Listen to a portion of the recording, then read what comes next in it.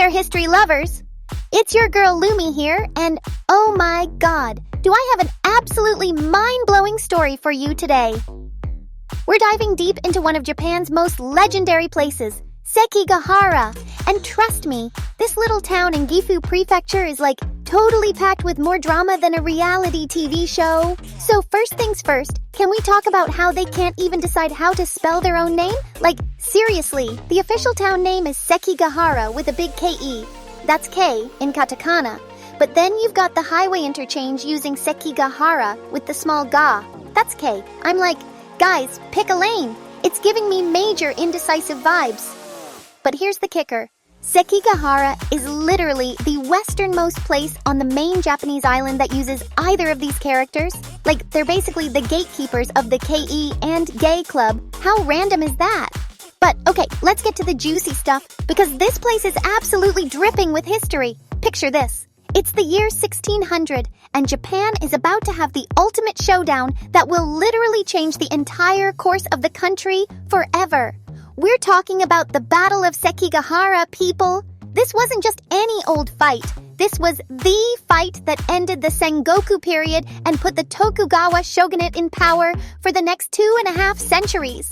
And the location? Pure genius! Sekigahara sits right between the Ibuki Mountains to the north and the Suzuka Mountain Range to the south. It's like nature created the perfect battlefield amphitheater. For centuries, this has been the place where Eastern and Western Japan meet.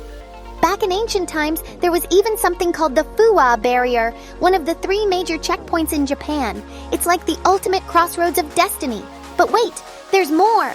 Before the famous 1600 battle, Sekigahara was already soaked in historical blood, and I mean that in the most educational way possible. The Jinshin War of 672 AD also went down here. That's like over 900 years before the Tokugawa showdown. This place has been the stage for epic conflicts since way back when people were still figuring out how to use chopsticks properly. Now, let's talk about something that'll blow your mind. The weather in this place is absolutely bonkers. Get this, it's technically in a heavy snowfall zone because of these crazy seasonal winds called Ibuki Oroshi that blow in from Wakasa Bay. The record snowfall, 91 centimeters in 2022. That's like up to your waist if you're my height. But then, and this is where it gets wild, the highest temperature ever recorded was 37.9 degrees Celsius. That's like 100 degrees Fahrenheit. So basically, Sekigahara is out here living its best life as both a winter wonderland and a summer scorcher.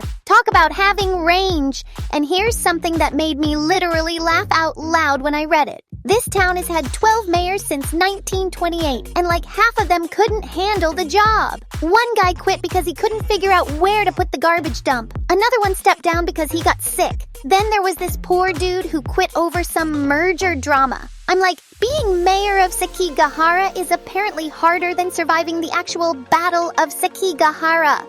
The current mayor has been hanging in there since 2012 though, so props to him for breaking the curse. But you know what's absolutely incredible? This tiny town with barely 6,600 people has gone international.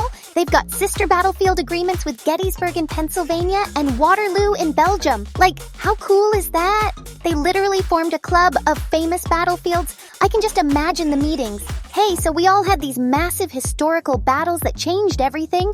Wanna be friends? It's like the most unique friendship ever. The Gettysburg connection is particularly sweet because both battles ended civil wars and brought peace to their countries. It's like they bonded over being the places where everyone finally said, okay, enough fighting, let's figure this out. The fact that a little Japanese town and American Civil War battlefield are now buddies gives me all the feels. And here's my favorite random fact. Sekigahara is literally where East meets West in Japan, and I'm not just talking historically, this is where the flavor boundary line runs. The cup noodles taste different on either side of town. Like, you can literally drive from one end to the other and experience a complete culinary culture shift.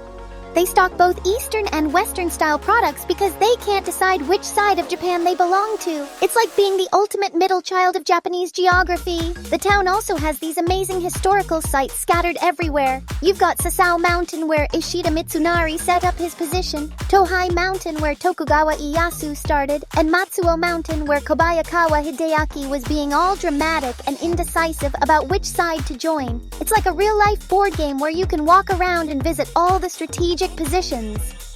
What gets me emotional, though, is thinking about how this one battle on October 15th, 1600 lasted only about 6 hours, but determined Japan's fate for centuries. Like, imagine if your whole country's future was decided in less time than it takes to binge-watch a season of your favorite show. The weight of history in this place is just wow! So there you have it, lovely listeners.